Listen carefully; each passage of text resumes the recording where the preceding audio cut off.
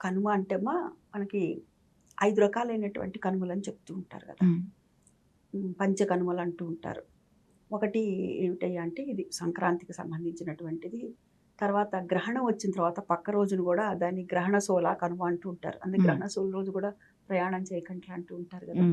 అదేవిధంగా ఇంట్లో ఎవరైనా గతించితే గనక గతించినటువంటి పక్క రోజుని కూడా కనుమ అంటూ ఉంటారు. రాజ్యం అంటే ఆ ఊరంతా కూడా కాలిపోతే ఆ పక్క రోజుని కనుమ అంటారు. ఈ విధంగా మనకి 5 రకాలైనటువంటి కనుమల్ని చెప్తూ ఉంటారు పెద్దలు. అయితే ఈ కనుమ రోజున చేయవలసినటువంటివి ఏమిటి అని అంటే, కనుమ నాడు మినుము తినాలి అంటారు ఖచ్చితంగా. ఏమి మినుము తినకపోతే ఏమన్నా అవుతుందా? అయితే ఏమవుతుందంటే ఒక సామెత చెప్తూ ఉండేవాడు పెద్దవాడు. కనుమ నాడు మినుము తినాలి, మినుము తినకపోతే ఇనుము తినాల్సి వస్తుంది. అంటే యముడుట ఇనుము తినిపిస్తాట. అందుకని చెప్పి ఈ మినుము తినాలి అంటారు. దీన్ని మనం గనక ఆధునికంగా నేను అన్వయించుకునే మాట ఏమిటంటే, నేను చెప్పే మాట కనుమనాడు మినుము తినాలన్నారు, మరి లేకపోతే కనుక ఇనుము తినిపిస్తాడు యముడు అన్నారు. ఆ సామెత బాగుంది.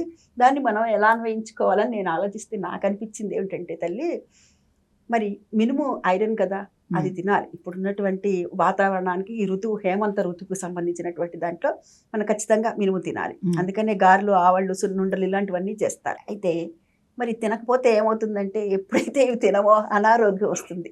అనారోగ్యం వచ్చిందనుకోండి ఏమవుతుంది, మనకి ప్రాణానికి ఇబ్బంది ఏర్పడుతుంది. కాబట్టి అందుకని ఈ మాటని వాళ్ళు వాడుండి ఈ విధంగా సామెత కింద పెట్టారేమో మన పెద్దవాళ్ళు అని అనుకుంటాను.